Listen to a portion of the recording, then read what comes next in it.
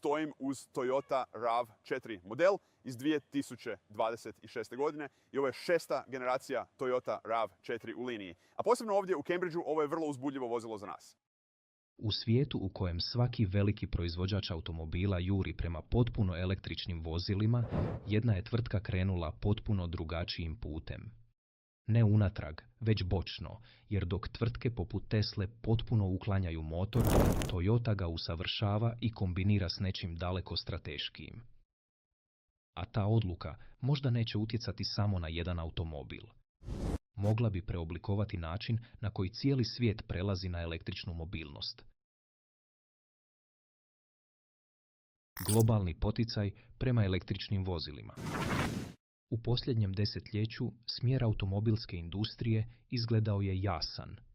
Električna vozila preselila su se iz nišnog koncepta u središte globalnih ulaganja. Vlade diljem Europe najavile su vremenske okvire za postupno ukidanje motora s unutarnjim izgaranjem, dok Sjedinjene Američke Države ubrzavaju usvajanje električnih vozila kroz subvencije i političke poticaje. Istovremeno, Kina je povećala proizvodnju nevjerojatnom brzinom, pretvarajući tvrtke poput BYD-a u globalne konkurente. Tesla je odigrala ključnu ulogu u ovoj transformaciji, dokazujući da električni automobili mogu biti brzi, poželjni i sposobni natjecati se izravno s tradicionalnim vozilima. Taj je pomak prisilio cijelu industriju da ga slijedi. Proizvođači poput Volkswagena, Forda, Hyundaia i BMW, a počeli su preispitivati svoju budućnost oko električnih platformi, stvarajući dojam da je prijelaz na potpuno električnu mobilnost neizbježan. Jaz između vizije i stvarnosti. No ispod tog zamaha krije se problem o kojem se rijetko govori. Svijet ne prelazi istom brzinom. U mnogim zemljama infrastruktura za punjenje i dalje je ograničena ili nepouzdana. U drugima, proizvodnja električne energije i dalje uvelike ovisi o fosilnim gorivima, što komplicira ekološke koristi usvajanja električnih vozila. Za veliki dio svjetske populacije električna vozila i dalje su skupa i nedostupna. Čak i na razvijenim tržištima postoje izazovi poput straha od ograničenog dometa i neujednačenih brzina punjenja, osobito na dugim putovanjima. Dakle, dok industrija agresivno napreduje, temelj potreban za podršku tom prijelazu nije ravnomjerno raspoređen. I upravo unutar ovog jaza, između ambicije i stvarnih ograničenja, Toyota je donijela potpuno drugačiju stratešku odluku. Toyota i strategija više putova. Umjesto da se u potpunosti posveti baterijskim električnim vozilima, Toyota nastavlja ulagati u niz tehnologija pogonskih sklopova. To uključuje konvencionalne hibride, plug-in hibride, platforme za električne automobile i čak sustave na gorive članke s vodikom. Na prvi pogled, ovaj pristup mogao je djelovati neodlučno, osobito u usporedbi s tvrtkama koje su se hrabro odlučile za potpuno električna rješenja. No u stvarnosti on odražava promišljeni oblik upravljanja rizikom. Ako elektrifikacija ne bude ravnomjerno rasprostranjena na globalnim tržištima, oslanjanje na samo jedan tehnološki put postaje slabost. Strategija Toyote temelji se na fleksibilnosti, a RAV4 plug-in hybrid za 2026. je od najpraktičnijih manifestacija te filozofije. Poznat dizajn, drugačiji automobil. Ispolja RAV4 ne djeluje revolucionarno. Prati prepoznatljiv dizajnerski jezik, s oštrim linijama, snažnim držanjem i modernim stilom koji se udobno uklapa u SUV segment. Nema ničega odmah vidljivog, što bi sugeriralo veliki tehnološki iskorak. No prava transformacija skriva se ispod površine, unutar sustava koji ga pokreće. Sustav koji se prilagođava svakoj situaciji. U svojoj srži RAV4 plug-in hibrid temelji se na Toyotinoj TNG A-K platformi koja je dizajnirana za podršku različitim konfiguracijama pogonskih sklopova. U ovom slučaju ona omogućuje paralelni hibridni sustav koji je znatno napredniji od tradicionalnih hibridnih rješenja. Sustav omogućuje da električni motor pokreće vozilo samostalno, benzinski motor osigurava izravni mehanički pogon ili da oba rade zajedno, ovisno o uvjetima vožnje. Pri nižim brzinama, osobito u gradskim sredinama, prioritet ima električni motor, što omogućuje tiho i učinkovito kretanje. Pri višim brzinama, benzinski motor postaje učinkovitiji i pruža stalnu snagu. Tijekom ubrzanja oba sustava rade zajedno kako bi isporučila maksimalnu snagu. Ovo nije samo kombinacija dvaju izvora energije, već dinamičan sustav koji neprestano optimizira performanse prema uvjetima u stvarnom vremenu. Proboj baterije koji mijenja način korištenja. Jedno od najvažnijih poboljšanja u ovoj generaciji je baterija. Raniji plug-in hibridi bili su ograničeni relativno malim kapacitetom baterije, obično nudeći između 30 i 50 km vožnje na električni pogon. Iako korisno, to nije bilo dovoljno za značajniju promjenu vozačkih navika. Novi RAV4 mijenja tu jednadžbu s kapacitetom baterije koji doseže približno 22,7 kWh, omogućujući do 100 km vožnje isključivo na električni pogon prema duplove LTP standardu. To je kritična granica jer omogućuje da velik dio svakodnevne vožnje bude obavljen bez ikakve upotrebe motora s unutarnjim izgaranjem. Za mnoge vozače to praktički pretvara vozilo u električni automobil za svakodnevnu upotrebu, dok i dalje zadržava fleksibilnost hibridnog sustava za duža putovanja. Punjenje bliže praktičnosti električnih vozila. Mogućnosti punjenja također su se razvile. Tradicionalno, plug-in hibridi oslanjali su se na sporije AC metode punjenja, često zahtijevajući nekoliko sati za potpuno punjenje.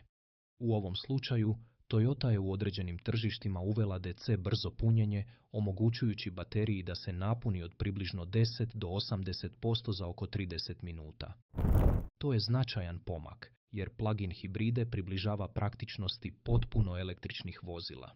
Vozačima omogućuje brzo punjenje tijekom kratkih zaustavljanja, čineći sustav prilagodljivijim stvarnim obrascima korištenja, umjesto da se oslanja isključivo na noćno punjenje. Performanse koje se natječu s električnim SUV-ovima. Performanse su još jedno područje u kojem ovo vozilo ističe. S ukupnom snagom sustava većom od 320 konjskih snaga, RAV4 plug-in hibrid nalazi se u istom rasponu performansi kao mnogi električni SUV-ovi niže klase. Ubrzanje od 0 do 100 km/h može se postići za otprilike 5 do 6 sekundi, što ga stavlja u izravnu konkurenciju s vozilima poput Tesla Model Y. No način na koji se ta snaga isporučuje temeljno je drugačiji. Električni motor pruža trenutni okretni moment za brzo ubrzanje, dok benzinski motor osigurava stalnu snagu pri višim brzinama. Ta kombinacija stvara uravnoteženo iskustvo vožnje koje se prilagođava širokom rasponu uvjeta. Više od automobila, mobilni energetski sustav. Još jedan važan aspekt sustava je njegova energetska fleksibilnost. Za razliku od potpuno električnih vozila, koja u potpunosti ovise o infrastrukturi za punjenje, plug-in hibridni sustav nudi više načina rada. Može funkcionirati kao potpuno električno vozilo na kratkim udaljenostima, kao hibrid pri kombiniranim uvjetima vožnje ili kao klasično vozilo na benzinski pogon kada je to potrebno. Neke konfiguracije uključuju i funkcionalnost vehicle to load, omogućujući automobilu da opskrbljuje energijom vanjske uređaje. To odražava širi trend u dizajnu automobila, gdje se vozila sve više promatraju kao mobilni energetski sustavi, a ne samo kao sredstva prijevoza. Skriveni kompromis iza tehnologije. Međutim, postoji važan kompromis koji se često zanemaruje. Učinkovitost plug-in hibridnih sustava uvelike ovisi o ponašanju vozača.